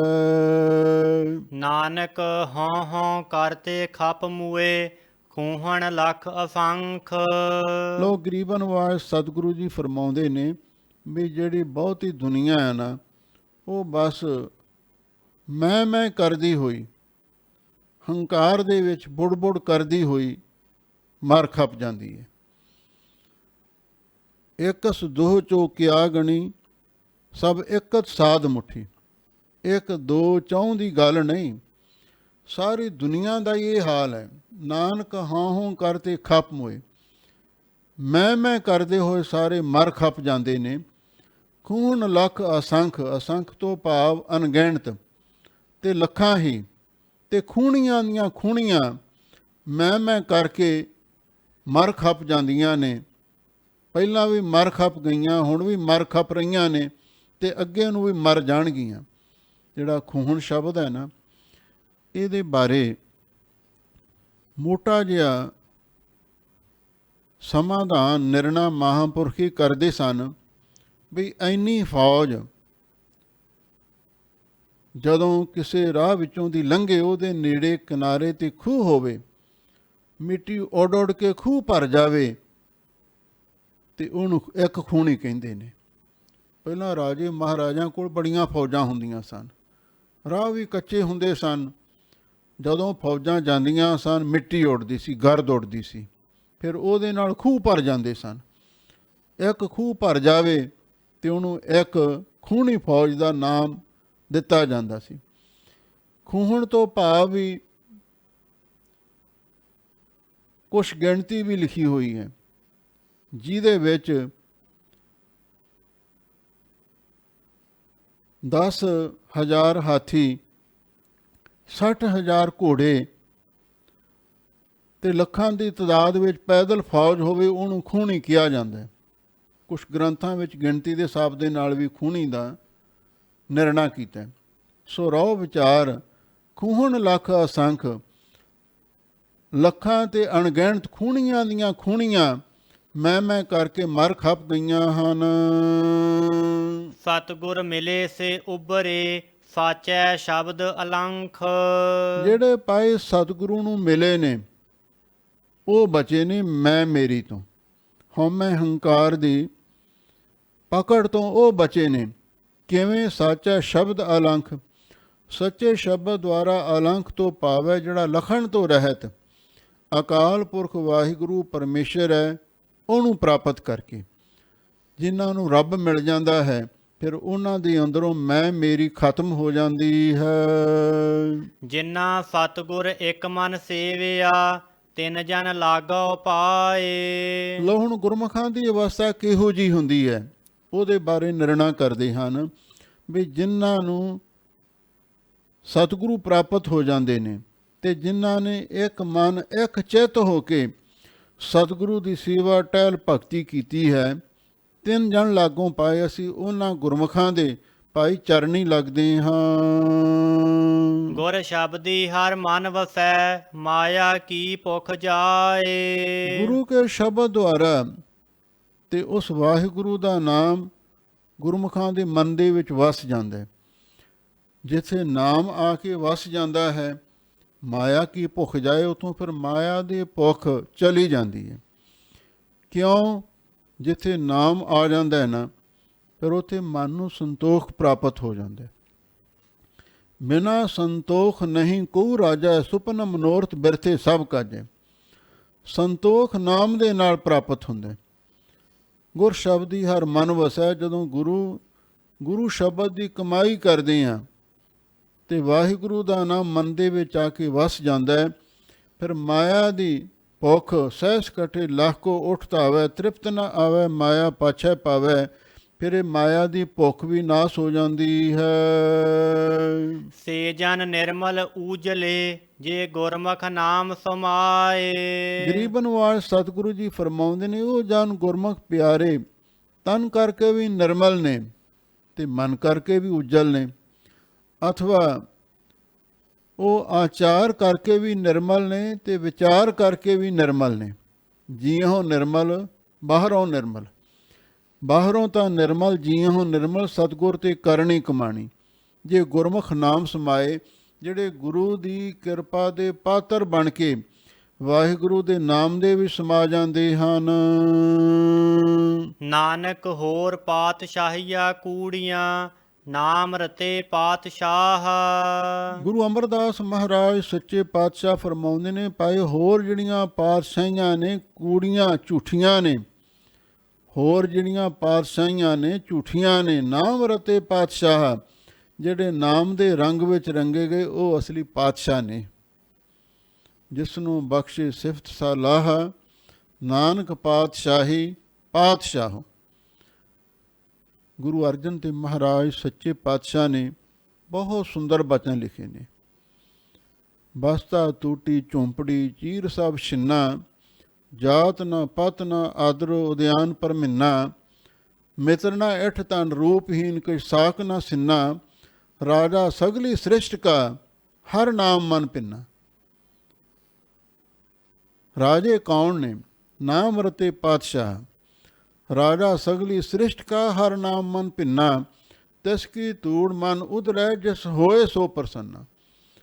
ਜਿਨ੍ਹਾਂ ਤੇ ਵਾਹਿਗੁਰੂ ਪ੍ਰਸੰਨ ਹੁੰਦਾ ਹੈ ਤੇ ਉਹਨਾਂ ਨੂੰ ਐਸੇ ਨਾਮ ਦੇ ਰੰਗ ਵਿੱਚ ਰੰਗੇ ਹੋਏ ਮਹਾਂਪੁਰਖਾਂ ਦੇ ਚਰਨਾਂ ਦੀ ਧੂੜ ਨਸੀਬ ਹੁੰਦੀ ਹੈ। ਤੇ ਚਰਨਾਂ ਦੀ ਧੂੜ ਦੀ ਵੀ ਐਸੀ ਅਕਸੀਰ ਹੈ, ਉਹ ਵੀ ਪਾਪੀਆਂ ਦਾ ਉਧਾਰ ਕਰ ਦਿੰਦੀ ਹੈ। ਇਸੇ ਲਈ ਹਜ਼ੂਰ ਕਹਿੰਦੇ ਨੇ ਪ੍ਰਭ ਕੋ ਸਿਮਰਹਿ ਸੇ ਬੇਮੋਹਤਾਜੇ, ਪ੍ਰਭ ਕੋ ਸਿਮਰਹਿ ਸੇ ਸਰਬ ਕੇ ਰਾਜੇ। ਨਾਮ ਰਤੇ ਪਾਤਸ਼ਾਹ, ਜਿਹੜੇ ਨਾਮ ਦੇ ਰੰਗ ਵਿੱਚ ਰੰਗੇ ਗਏ ਅਸਲੀ ਪਾਤਸ਼ਾਹ ਤਾਂ ਉਹੀ ਹਨ। ਜਿਉ ਪੁਰਖ ਹੈ ਘਰ ਭਗਤੀ ਨਾਰ ਹੈ, ਅਤ ਲੋਚੈ ਭਗਤੀ ਪਾਏ। ਲਓ ਹੁਣ ਗੁਰੂ ਅਮਰਦਾਸ ਮਹਾਰਾਜ ਦੇ ਚਰਨਾਂ ਵਿੱਚ ਗੁਰਸਿੱਖਾਂ ਨੇ ਬੇਨਤੀ ਕੀਤੀ, ਮਹਾਰਾਜ ਸਾਨੂੰ ਇਹ ਦੱਸੋ ਵੀ ਵਾਹਿਗੁਰੂ ਦੀ ਭਗਤੀ ਕਿਵੇਂ ਕਰਨੀ ਚਾਹੀਦੀ ਹੈ। ਤਾਂ ਗਰੀਬ ਨਿਵਾਜ ਸਤਿਗੁਰੂ ਜੀ ਇੱਕ ਪਤੀ ਬ੍ਰਤ ਧਰਮ ਵਾਲੀ ਸੁਹਾਗਣ ਇਸਤਰੀ ਦਾ ਦ੍ਰਿਸ਼ਟਾਂਤ ਦੇ ਕੇ ਸਮਝਾਉਂਦੇ ਨੇ। ਜਿਉਂ ਪੁਰਖ ਹੈ ਕਰ ਭਗਤੀ ਨਾਰ ਹੈ, ਜਿਵੇਂ ਕਿਸੇ ਗੁਰਮੁਖ ਬੰਦੇ ਦੇ ਘਰ ਦੇ ਵਿੱਚ ਭਗਤੀ ਭਾਵ ਵਾਲੀ ਨਾਰ ਇਸਤਰੀ ਹੁੰਦੀ ਹੈ, ਸੁਹਾਗਣ ਇਸਤਰੀ। ਅਤ ਲੋਚਾ ਭਗਤੀ ਪਾਏ, ਉਹ ਭਗਤੀ ਭਾਵ ਦੇ ਵਿੱਚ ਭਗਤੀ ਭਾਵਨਾ ਦੇ ਨਾਲ ਬੜਾ ਸੋਚਦੀ ਹੈ ਵੀ ਮੈਂ ਆਪਣੇ ਪਤੀ ਨੂੰ ਪ੍ਰਸੰਨ ਕਰਨਾ। ਉਹ ਆਪਣੇ ਪਤੀ ਨੂੰ ਪ੍ਰਸੰਨ ਕਰਨ ਦੇ ਵਾਸਤੇ ਚਾਹੁੰਦੀ ਹੈ ਤੇ ਬੜਾ ਸੋਚਦੀ ਰਹਿੰਦੀ ਹੈ। ਬਹੁ ਰਸ ਸਾਲਣੇ ਸਵਾਰ ਦੀ, ਖਟ ਰਸ ਮੀਠੇ ਪਾਏ। ਉਹ ਆਪਣੇ ਪਤੀ ਨੂੰ ਪ੍ਰਸੰਨ ਕਰਨ ਵਾਸਤੇ ਬਹੁਤ ਰਸਾਂ ਦੇ ਸਾਲਣੇ ਦਾ ਅਰਥ ਹੈ ਸਲੂਣੇ ਪਦਾਰਥ ਸਵਾਰ ਦੀ ਬਣਾਉਂਦੀ ਹੈ। ਕਈ ਸਲੂਣੇ ਪਦਾਰਥ ਦਾਲ ਸਬਜ਼ੀਆਂ ਹੋਰ ਕਈ ਤਰ੍ਹਾਂ ਦੇ ਤਿਆਰ ਕਰਦੀ ਹੈ। ਖਟ ਰਸ ਮੀਠੇ ਪਾਏ ਤੇ 6 ਰਸ ਮੁੱਖ ਮੰਨੇ ਹੋਏ ਨੇ, ਤੇ ਉਹ ਜਿਹੜੇ 6 ਪ੍ਰਕਾਰ ਦੇ ਰਸ ਨੇ ਤੇ ਮਿੱਠੇ ਰਸ ਨੂੰ ਪਾ ਕੇ ਉਹ ਕਈ ਤਰ੍ਹਾਂ ਦੇ ਭੋਜਨ ਤਿਆਰ ਕਰਦੀ ਹੈ। ਕਾਹਦੇ ਲਈ? ਵੀ ਮੇਰਾ ਪਤੀ ਪ੍ਰਸੰਨ ਰਵੇ, ਮੇਰਾ ਪਤੀ ਮੇਰੇ 'ਤੇ ਖੁਸ਼ ਹੋਵੇ, ਤੇ ਉਹਨੂੰ ਪ੍ਰਸੰਨ ਕਰਨ ਦੇ ਵਾਸਤੇ ਬਹੁਤ ਰਸਾਂ ਦੇ ਸਲੂਣੇ ਤੇ ਖੱਟ ਮਿੱਠੇ ਤੇ ਮਿੱਠੇ ਭੋਜਨ ਤਿਆਰ ਕਰਦੀ ਹੈ। ਖੱਟ ਰਸ ਮਿੱਠੇ ਪਾਏ ਦਾ ਅਰਥ ਇਉਂ ਵੀ ਕੀਤਾ ਹੈ ਵੀ ਜਿਹੜੇ ਖੱਟੇ ਰਸ ਨੇ ਤੇ ਮਿੱਠੇ ਰਸ ਨੇ, ਆ ਜਿਵੇਂ ਕਈ ਤਰ੍ਹਾਂ ਦੇ ਅਚਾਰ ਚਟਨੀਆਂ ਵਿੱਚ ਖੱਟ ਮਿੱਠੇ ਵੀ ਹੁੰਦੇ ਨੇ, ਲੂਣ ਵੀ ਵਿੱਚ ਪਾਇਆ ਹੁੰਦਾ ਤੇ ਨਾਲ ਹੀ ਕਹਿੰਦੇ ਖੰਡ ਜਾਂ ਗੁੜ ਵੀ ਪਾ ਦਿੰਦੇ ਨੇ, ਤੇ ਖੱਟੇ ਤੇ ਮਿੱਠੇ ਰਸ ਪਾ ਕੇ ਉਹ ਕਈ ਤਰ੍ਹਾਂ ਦੇ ਭੋਜਨ ਤਿਆਰ ਕਰਦੀ ਹੈ। ਤਿਉ ਬਾਣੀ ਭਗਤ ਸਲਾਹ ਦੇ, ਹਰ ਨਾਮੈ ਚਿਤ ਲਾਏ। ਇਸੇ ਤਰ੍ਹਾਂ ਜਿਹੜੇ ਰੱਬ ਦੇ ਭਗਤ ਨੇ ਉਹ ਪਤੀ ਬ੍ਰਤ ਸੁਹਾਗਣ ਇਸਤਰੀ ਵਾਂਗੂ ਉਹ ਵੀ ਆਤਮਕ ਭੋਜਨ ਤਿਆਰ ਕਰਦੇ ਨੇ। ਉਹ ਕਿਹੜਾ ਹੈ? ਤਿਉ ਬਾਣੀ ਭਗਤ ਸਲਾਹ ਦੇ, ਉਹ ਗੁਰਮੁਖ ਬਾਣੀ ਦੁਆਰਾ ਵਾਹਿਗੁਰੂ ਦੀ ਸਿਫਤ ਸਲਾਹ ਕਰਦੇ ਨੇ ਤੇ ਹਰ ਨਾਮੈ ਚਿਤ ਲਾਏ, ਤੇ ਵਾਹਿਗੁਰੂ ਦੇ ਨਾਮ ਦੇ ਵਿੱਚ ਚਿੱਤ ਜੋੜੀ ਰੱਖਦੇ ਹਨ। ਮਨ ਤਨ ਧਨ ਆਗੈ ਰਾਖਿਆ, ਸਿਰ ਵੇਚਿਆ ਗੁਰ ਆਗੈ ਜਾਏ। ਉਹਨਾਂ ਗੁਰਮੁਖਾਂ ਨੇ ਸੁਹਾਗਣ ਇਸਤਰੀ ਵਾਂਗ ਆਪਣਾ ਮਨ ਤਨ ਸਰੀਰ ਤੇ ਤਨ ਉਹ ਆਪਣੇ ਪਤੀ ਪਰਮੇਸ਼ਰ ਦੇ ਅੱਗੇ ਰੱਖ ਦਿੱਤਾ ਹੈ। ਸਿਰ ਵੇਚਿਆ ਗੁਰ ਆਗਿਆ ਜਾਏ, ਤੇ ਸਿਰ ਪਹਿਲਾਂ ਹੀ ਗੁਰੂ ਦੇ ਅੱਗੇ ਜਾ ਕੇ ਉਸ ਨੇ ਵੇਚ ਦਿੱਤਾ। ਇਹ ਗੁਰਮੁਖਾਂ ਦੀ ਅਵਸਥਾ ਹੈ। ਉਹ ਆਪਣਾ ਸਿਰ ਗੁਰੂ ਦੇ ਪਾਸ ਵੇਚ ਦਿੰਦੇ ਨੇ ਤੇ ਆਪਣਾ ਤਨ ਮਨ ਧਨ ਸਾਰਾ ਵਾਹਿਗੁਰੂ ਦੇ ਅੱਗੇ ਭੇਟਾ ਕਰ ਦਿੰਦੇ ਹਨ।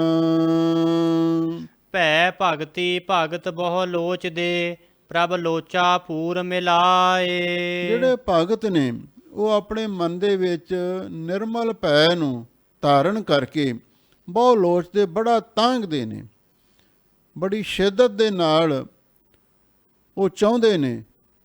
ਕੀ ਚਾਹੁੰਦੇ ਨੇ? ਪ੍ਰਭ ਲੋਚਾ ਪੂਰ ਮਿਲਾਏ, ਵੀ ਉਹ ਵਾਹਿਗੁਰੂ ਸਾਡੀ ਇੱਛਾ ਪੂਰੀ ਕਰ ਦੇਵੇ। ਇੱਛਾ ਕੀ ਹੁੰਦੀ ਹੈ? ਮਿਲਾਏ, ਵੀ ਉਹ ਵਾਹਿਗੁਰੂ ਸਾਨੂੰ ਆਪਣੇ ਨਾਲ ਮਿਲਾ ਲਵੇ। ਹਰ ਪ੍ਰਭ ਵੇ ਪਰਵਾਹੋ ਹੈ, ਕਿਤ ਖਾਧੈ ਤੇ ਪਤਾਏ। ਵੀ ਜਿਵੇਂ ਪਤੀ ਬ੍ਰਤ ਧਰਮ ਵਾਲੀ ਸੁਹਾਗਣ ਇਸਤਰੀ ਆਪਣੇ ਪਤੀ ਨੂੰ ਪ੍ਰਸੰਨ ਕਰਨ ਵਾਸਤੇ ਕਈ ਤਰ੍ਹਾਂ ਦੇ ਪਕਵਾਨ ਭੋਜਨ ਤਿਆਰ ਕਰਦੀ ਹੈ, ਤੇ ਫਿਰ ਜਿਹੜੇ ਗੁਰਮੁਖ ਬੰਦੇ ਨੇ ਉਹ ਵਾਹਿਗੁਰੂ ਨੂੰ ਖੁਸ਼ ਕਰਨ ਵਾਸਤੇ ਆਤਮਕ ਭੋਜਨ ਤਿਆਰ ਕਰਦੇ ਨੇ। ਤੇ ਹਰ ਭਰਾ ਬੇਪਰਵਾਹੋ ਹੈ, ਉਹ ਅਕਾਲ ਪੁਰਖ ਵਾਹਿਗੁਰੂ ਬੇਪਰਵਾਹ ਹੈ। ਤੇ ਹੁਣ ਉਹਨਾਂ ਨੂੰ ਸਮਝ ਨਹੀਂ ਲੱਗਦੀ ਕਿਤ ਖਾਧਾ ਤੇ ਪਤਾਏ, ਵੀ ਕਿਹੜਾ ਭੋਜਨ ਵਾਹਿਗੁਰੂ ਛਕ ਕੇ ਤ੍ਰਿਪਤ ਹੋਵੇਗਾ, ਕਿਹੜਾ ਭੋਜਨ ਛਕ ਕੇ ਵਾਹਿਗੁਰੂ ਪ੍ਰਸੰਨ ਹੋਵੇਗਾ। ਸਤਿਗੁਰ ਕੈ ਭਾਣੈ ਜੋ ਚੱਲੈ, ਤੇ ਪਤਾਸੈ ਹਰ ਗੁਣ ਗਾਏ। ਤੇ ਫਿਰ ਸਤਿਗੁਰੂ ਉਹਦਾ ਜਵਾਬ ਦਿੰਦੇ ਨੇ, ਜਿਹੜਾ ਗੁਰਸਿੱਖ ਗੁਰੂ ਦੇ ਭਾਣੇ ਵਿੱਚ ਚੱਲਦਾ ਹੈ ਤੇ ਵਾਹਿਗੁਰੂ ਦੇ ਗੁਣਾਂ ਨੂੰ ਗਾਉਂਦਾ ਹੈ, ਤੇ ਉਸ ਪਤੀ ਪਰਮੇਸ਼ਰ ਨੂੰ ਅਕਾਲ ਪੁਰਖ ਨੂੰ ਪ੍ਰਸੰਨ ਕਰਨ ਦੇ ਵਾਸਤੇ ਵਾਹਿਗੁਰੂ ਦਾ ਆਤਮਕ ਭੋਜਨ ਨਾਮ ਤੇ ਰੱਬੀ ਬਾਣੀ ਦਾ ਕੀਰਤਨ ਉਹ ਪਰੋਸੇਗਾ, ਤੇ ਤ੍ਰਿਪਤਾਸਾ ਫਿਰ ਵਾਹਿਗੁਰੂ ਪਰਮੇਸ਼ਰ ਉਹਦੇ ਨਾਲ ਤ੍ਰਿਪਤ ਹੋ ਜਾਵੇਗਾ। ਵਾਹਿਗੁਰੂ ਬਾਹਰਲੇ ਭੋਜਨ ਦੇ ਨਾਲ ਤ੍ਰਿਪਤ ਨਹੀਂ ਹੁੰਦਾ, ਉਹ ਆਤਮਕ ਭੋਜਨ ਛਕ ਕੇ ਪ੍ਰਸੰਨ ਹੁੰਦਾ ਹੈ। ਉਹ ਸ਼ਬਦ ਦਾ ਲੰਗਰ ਛਕਦਾ ਹੈ, ਉਹ ਬਾਣੀ ਦਾ ਲੰਗਰ ਛਕਦਾ ਹੈ, ਉਹ ਭਜਨ ਸਿਮਰਨ ਨਾਮ ਦਾ ਲੰਗਰ ਛਕਦਾ ਹੈ, ਤੇ ਉਹਦੇ ਨਾਲ ਹੀ ਉਹਨੂੰ ਤ੍ਰਿਪਤੀ ਮਿਲਦੀ ਹੈ। ਜਿਵੇਂ ਇੱਕ ਇਤਿਹਾਸਕ ਪ੍ਰਮਾਣ ਹੈ।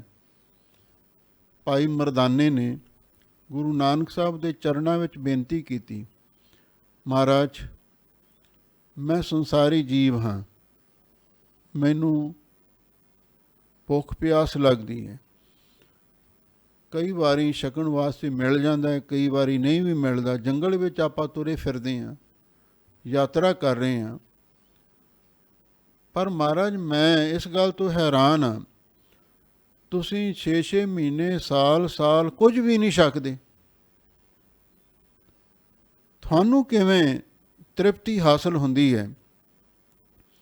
ਗੁਰੂ ਮਹਾਰਾਜ ਸੱਚੇ ਪਾਤਸ਼ਾਹ ਮੁਸਕਰਾ ਕੇ ਕਹਿਣ ਲੱਗੇ, ਭਾਈ ਮਰਦਾਨਿਆਂ, ਜਿਹੜੇ ਰੱਬ ਦੇ ਭਗਤ, ਜਿਹੜੇ ਗੁਰਸਿੱਖ ਮਾਈ ਭਾਈ ਸ਼ਰਧਾ ਭਾਵਨਾ ਦੇ ਨਾਲ ਲੰਗਰ ਤਿਆਰ ਕਰਦੇ ਨੇ, ਕੜਾਹ ਪ੍ਰਸ਼ਾਦ ਦੀ ਦੇਗ ਤਿਆਰ ਕਰਦੇ ਨੇ, ਕਈ ਤਰ੍ਹਾਂ ਦੇ ਪਕਵਾਨ ਵੀ ਤਿਆਰ ਕਰਦੇ ਨੇ, ਤੇ ਫਿਰ ਜਦੋਂ ਅਰਦਾਸ ਕਰਕੇ ਤੇ ਨਾਲ ਕਿਰਪਾਨ ਭੇਟ ਕਰਦੇ ਨੇ ਤੇ ਨਾਲ ਇਹ ਗੱਲ ਕਹਿ ਦਿੰਦੇ ਨੇ, ਕਰੀ ਪਾਕ ਸਾਲ ਸੋਚ ਪਵਿੱਤਰਾ ਹੁਣ ਲਾਵੋ ਭੋਗ ਹਰ ਰਾਏ, ਉਹ ਭੋਜਨ ਸਾਨੂੰ ਪਹੁੰਚ ਜਾਂਦਾ ਹੈ ਤੇ ਅਸੀਂ ਉਹ ਛਕ ਕੇ ਰੱਜ ਜਾਂਦੇ ਹਾਂ।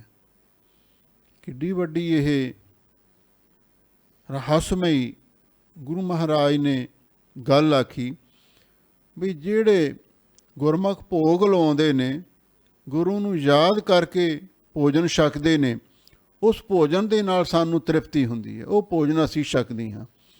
ਇਸੇ ਲਈ ਹਜ਼ੂਰ ਕਹਿੰਦੇ ਨੇ ਵੀ ਜਿਹੜੇ ਰੱਬ ਦੇ ਪਿਆਰੇ ਨੇ, ਫਿਰ ਉਹਨਾਂ ਨੂੰ ਇਹ ਨਹੀਂ ਪਤਾ ਲੱਗਦਾ ਵੀ ਵਾਹਿਗੁਰੂ ਕਿਹੜਾ ਭੋਜਨ ਛਕ ਕੇ ਕਿ ਨਾਮ ਦੇ ਨਾਲ ਖੁਸ਼ ਹੋਵੇਗਾ, ਕੀਰਤਨ ਨਾਲ ਖੁਸ਼ ਹੋਵੇਗਾ, ਬਾਣੀ ਪੜ੍ਹ ਕੇ ਖੁਸ਼ ਹੋਵੇਗਾ, ਸੇਵਾ ਨਾਲ ਜਾਂ ਸਿਮਰਨ ਨਾਲ ਕਿਵੇਂ ਖੁਸ਼ ਹੋਵੇਗਾ, ਉਹਨਾਂ ਨੂੰ ਸਮਝ ਨਹੀਂ ਆਉਂਦੀ। ਅਤੇ ਸਤਿਗੁਰੂ ਕਹਿੰਦੇ ਨੇ ਜਿਹੜਾ ਗੁਰੂ ਦੇ ਭਾਣੇ ਵਿੱਚ ਚੱਲਦਾ ਹੈ ਨਾ, ਜੋ ਗੁਰੂ ਕਹਿੰਦਾ ਉਹਨੂੰ ਮੰਨੀ ਜਾਂਦਾ ਹੈ, ਅਤੇ ਫਿਰ ਵਾਹਿਗੁਰੂ ਦੇ ਗੁਣ ਗਾਉਂਦਾ ਰਹਿੰਦਾ ਹੈ, ਅਤੇ ਫਿਰ ਵਾਹਿਗੁਰੂ ਜਿਹੜਾ ਗੁਰੂ ਦੇ ਭਾਣੇ ਵਿੱਚ ਚੱਲ ਕੇ ਵਾਹਿਗੁਰੂ ਦੇ ਗੁਣ ਗਾਉਂਦਾ ਹੈ, ਅਤੇ ਫਿਰ ਉਹਦਾ ਭੋਜਨ, ਕੀਰਤਨ ਦਾ ਭੋਜਨ ਛਕ ਕੇ ਵਾਹਿਗੁਰੂ ਤ੍ਰਿਪਤ ਹੋ ਜਾਂਦਾ ਹੈ।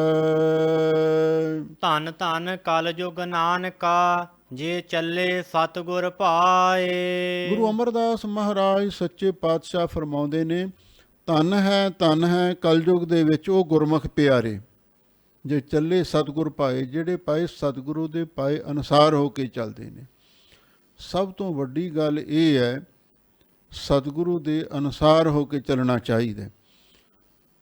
ਸੇਵਕ ਸਿੱਖ ਪੂਜਣ ਸਭ ਆਵਹਿ, ਸਭ ਗਾਵਹਿ ਹਰ ਹਰ ਊਤਮ ਬਾਨੀ, ਗਾਵਿਆ ਸੁਣਿਆ ਤਿਨ ਕਾ ਹਰ ਥਾਈ ਪਾਵੈ, ਜਿਨ ਸਤਿਗੁਰ ਕੀ ਆਗਿਆ ਸਤ ਸਤ ਕਰ ਮਾਨੀ। ਗੁਰ ਕੈ ਗ੍ਰਹਿ ਸੇਵਕ ਜੋ ਰਹਿ, ਗੁਰ ਕੀ ਆਗਿਆ ਮਨ ਮੈਂ ਸਹਿ। ਬਸ ਆਹ ਇੱਕ ਸਿੱਖੀ ਦਾ ਸਿਧਾਂਤ ਹੈ ਵੀ ਸਤਿਗੁਰੂ ਦੇ ਅਨੁਸਾਰ ਹੋ ਕੇ ਚੱਲੋ, ਜਿਵੇਂ ਗੁਰੂ ਕਹਿੰਦਾ ਉਵੇਂ ਕਰੀ ਚੱਲੋ। ਬਸ ਇਹਦੇ ਨਾਲ ਹੀ ਵਾਹਿਗੁਰੂ ਪਰਮੇਸ਼ਰ ਦੀ ਪ੍ਰਸੰਨਤਾ ਹੋਵੇਗੀ ਅਤੇ ਉਸ ਵਾਹਿਗੁਰੂ ਪਰਮੇਸ਼ਰ ਦੇ ਨਾਲ ਸਾਡਾ ਮਿਲਾਪ ਹੋ ਜਾਵੇਗਾ। ਇਹ ਹੈ ਅੰਮ੍ਰਿਤ ਰੂਪ ਬਾਣੀ ਦੀ ਕਥਾ ਵਿਚਾਰ, ਜੋ ਆਪ ਸੰਗਤਾਂ ਨੇ ਸ਼ਰਧਾ ਭਾਵਨਾ ਪ੍ਰੇਮ ਦੇ ਨਾਲ ਸਰਵਣ ਕੀਤੀ, ਅਤੇ ਆਪਾਂ ਇਸ ਨੂੰ ਆਪਣੇ ਜੀਵਨ ਵਿੱਚ ਵਸਾਈਏ। ਇਹਦੇ ਨਾਲ ਹੀ ਸਾਡੇ ਜੀਵਨ ਦੀ ਸਫਲਤਾ ਹੋਵੇਗੀ। ਸਭ ਸੰਗਤਾਂ ਦਾ ਬਹੁਤ ਬਹੁਤ ਧੰਨਵਾਦ। ਹੋਈਆਂ ਭੁੱਲਾਂ ਚੁੱਕਾਂ ਲਈ ਖਿਮਾ ਕਰਨਾ। ਸਤਿਗੁਰ ਕੈ ਭਾਣੈ ਜੋ ਚੱਲੈ, ਤੇ ਪਤਾਸੈ ਹਰ ਗੁਣ ਗਾਏ। ਧੰਨ ਧੰਨ ਕਲਯੁਗ ਨਾਨਕਾ, ਜੇ ਚੱਲੇ ਸਤਿਗੁਰ ਭਾਏ। ਵਾਹਿਗੁਰੂ ਜੀ ਕਾ ਖਾਲਸਾ, ਵਾਹਿਗੁਰੂ ਜੀ ਕੀ ਫਤਿਹ।